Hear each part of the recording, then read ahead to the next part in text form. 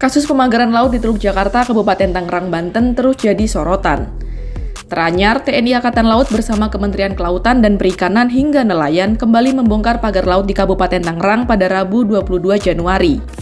Sebelumnya, Menteri Agraria dan Tata Ruang atau Kepala Badan Pertanahan Nasional Nusron Wahid pada Senin 20 Januari mengungkap, pagar laut tersebut ternyata sudah memiliki sertifikat hak guna bangunan dan hak milik. Gimana sih duduk perkaranya? Kok bisa ya sertifikat HGB diterbitkan di wilayah laut?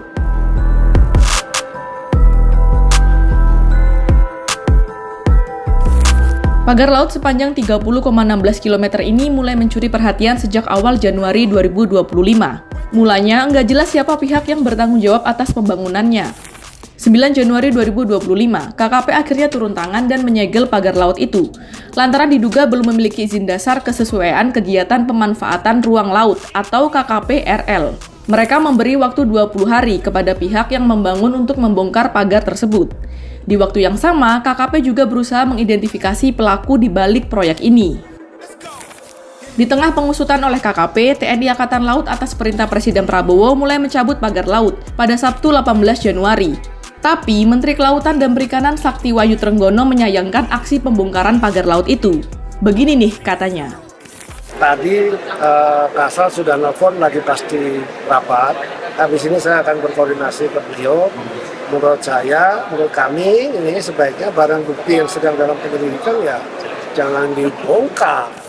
Meski demikian, pada 20 Januari 2025, Trenggono mulai berbalik arah dengan meminta kementeriannya membongkar pagar tersebut. Dia bahkan mengultimatum untuk menyelesaikan pembongkaran dalam waktu 2 kali 24 jam.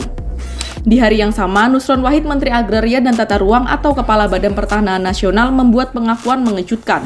Ada 263 bidang tanah di wilayah laut itu yang telah diterbitkan sertifikatnya.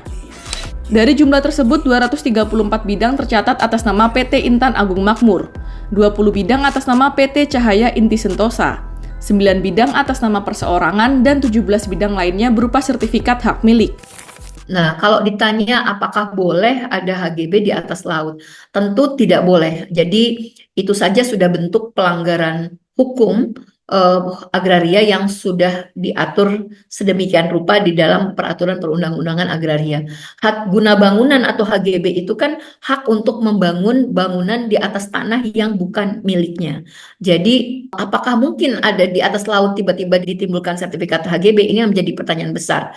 Dan disinilah sebenarnya semakin memperjelas betapa transparansi data yang berkaitan dengan apakah hak guna bangunan atau hak guna usaha selama ini memang dibuat sangat tertutup dan tidak transparan.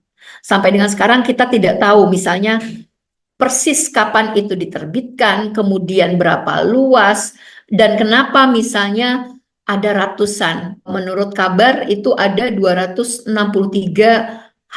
bidang hak guna bangunan ya. Artinya itu memang terlihat ada modus-modus dipecah bidang-bidang itu supaya dari sisi luasan HGB itu menjadi kecil sehingga nanti proses pengurusan permohonan HGB-nya itu tidak perlu sampai ke tingkat pusat. Jadi cukup di tingkat Kabupaten Tangerang ataupun Provinsi Banten. Jadi tidak perlu sampai ke Kementerian Agraria atau sampai level Menteri Agraria.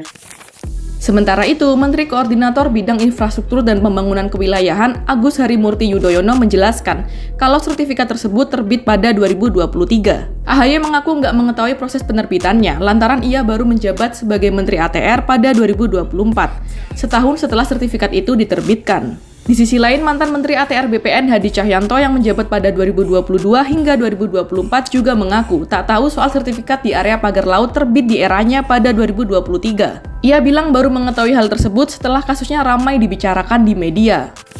Apakah mungkin Menteri Agraria tidak tahu ada penerbitan ratusan HGB dan 17 hak milik di atas laut tersebut? Jadi ini juga yang sebenarnya mengherankan ya. Bagaimana bisa ada di atas laut itu diterbitkan HGB? Nah, kalau secara normatif hukum itu bentuknya pelanggaran. Tetapi kalau yang saya bilang justru ini ada akrobatik hukum yang dibuat sehingga HGB itu bisa terbit.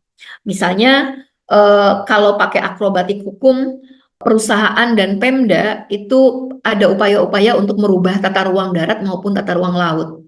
sehingga garis batas laut itu ikut berubah. Otomatis sempadan pantai itu ikut berubah.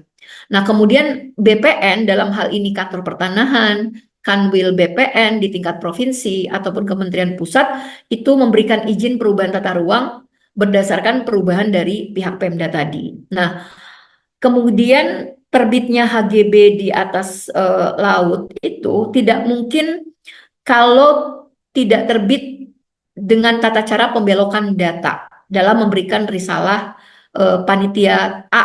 Jadi panitia A ini yang dibentuk oleh pemerintah untuk mengurusi permohonan HGB. Jadi pasti ada pembelokan data mengenai riwayat tanah, kondisi tanah, batas tanah, dan lain sebagainya yang itu disebut sebagai data fisik. Kemudian setelah ada perubahan izin tata ruang yang dilakukan baik oleh BPN ataupun Pemda, itu bisa jadi pembelokan risalah itu menjadi dasar untuk terbitnya penerbitan SK HGB tadi. Jadi dia SK HGB yang ratusan ini di atas laut ini timbul dari pembelokan data-data yang berkaitan dengan risalah proses permohonan HGB di Panitia A yang selama ini dibentuk oleh Kementerian Agraria dan Pemerintah Daerah. Per 22 Januari 2024, Menteri ATR BPN Nusron Wahid resmi membatalkan sertifikat hak guna bangunan dan sertifikat hak milik terkait pagar laut misterius di Tangerang. Nusron menyebut penerbitan sertifikat tersebut cacat prosedur dan material. Hasil pemeriksaan menunjukkan 266 sertifikat itu berada di bawah laut, di luar garis pantai, sehingga tidak bisa menjadi properti pribadi atau disertifikasi.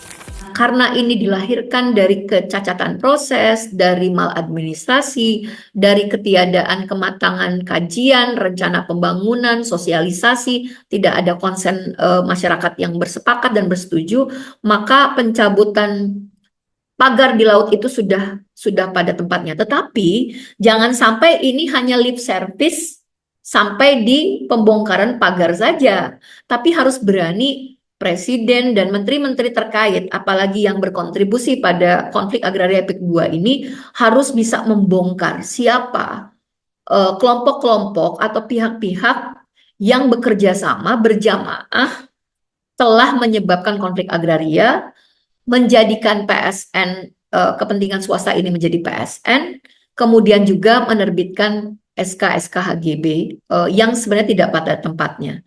Apalagi ada dampak sosial ekonomi yang telah terjadi ya.